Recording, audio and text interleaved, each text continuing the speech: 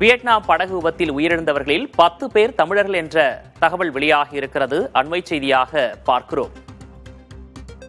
Vietnam படகு விபத்தில் உயிரிழந்தவர்களில் 10 பேர் தமிழர்கள் என தகவல் வெளியாகி இருக்கிறது.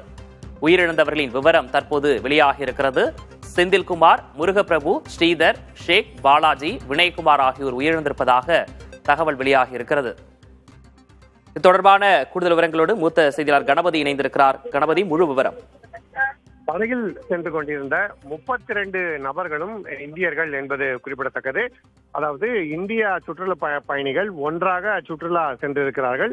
அவர்கள் அப்படி சுற்றுலா செல்லும் போது அந்த படகு முழுவதுமே அந்த படகின் ஊழியர்களை தவிர இவர்கள் மட்டுமே 32 இந்தியர்கள் மட்டுமே இருந்திருக்கிறார்கள். அதிலே பலரும் தமிழ்நாடு, ஆந்திரா, கேரளா, தெலுங்கானா மாநிலங்களை சேர்ந்தவர்கள் என்பது குறிப்பிடத்தக்கது.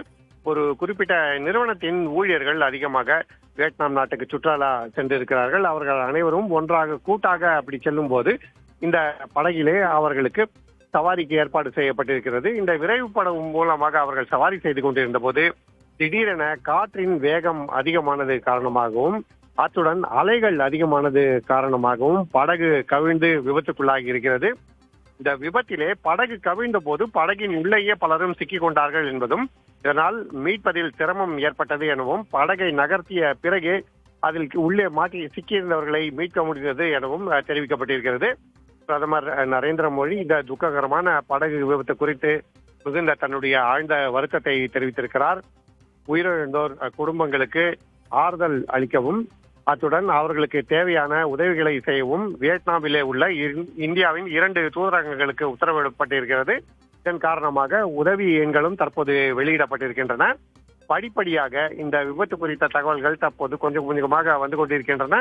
இத்தகைய சூழ்நிலையில்தான் தமிழ்நாட்டை சேர்ந்தவர்கள் உயிரிழப்பு மிகவும் அதிகமாக இருக்கிறது என்ற துக்ககரமான செய்தியும் வந்திருக்கிறது. விக்னேஷ், கணபதி, தமிழர்கள் 10 பேருடைய அந்த விவரம் வெளியாகி இருக்கிறது. அந்த விவரங்களை குறிப்பிட்டிருந்தீங்க. இப்ப அனைத்து உடல்களையும் இந்தியா கொண்டு வருவதற்கு தேவையான அனைத்து நடவடிக்கைகளும் மத்திய அரசு செய்து வருவதா முன்னாடியே நம்ம சொல்லியிருந்தோம். இப்ப தமிழகத்திற்கு கொண்டு வருவதற்கான அந்த உடல்களை கொண்டு வருவதற்கான அனைத்து நடவடிக்கைகளும் முடுக்கிவிடப்பட்டிருக்கா?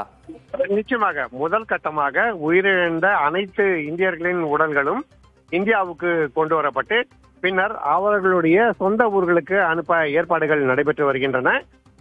2 வியட்நாமில் உள்ள இந்திய தூதரகங்கள் இதற்கான நடவடிக்கைகளை ஒருங்கிணைத்து வருகின்றன.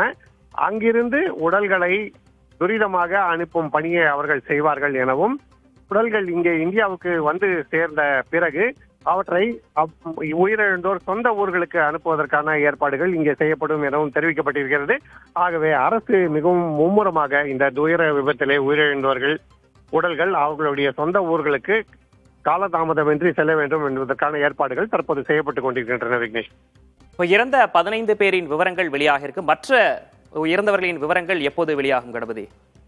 நிச்சயமாக, அதாவது இந்த விபத்திலே சிக்கி பின்னர் மீட்கப்பட்டவர்கள் விவரங்கள் தனியாக அறிவிக்கப்பட்டிருக்கின்றன. அதாவது வியட்நாம் அரசு மீட்கப்பட்டோர் விவரங்களை தனியாக தெரிவித்திருக்கிறது.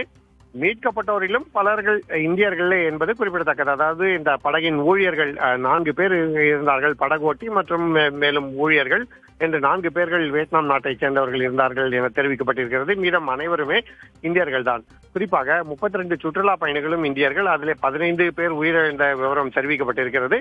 மீதமுள்ள நபர்கள் காயமடைந்திருக்கிறார்கள், எங்கே சிகிச்சை பெற்று இருக்கிறார்கள் போன்ற விவரங்களை எல்லாம் உதவி எண்கள் மூலமாக அறிவதற்கான ஏற்பாடுகள் செய்யப்பட்டுக் கொண்டிருக்கின்றன. விக்னேஷ், அடுத்தடுத்த விவரங்களுக்காக மீண்டும் தொடர்பு கொள்கிறோம். தற்போதைய விவரங்களுக்கு நன்றி கணபதி.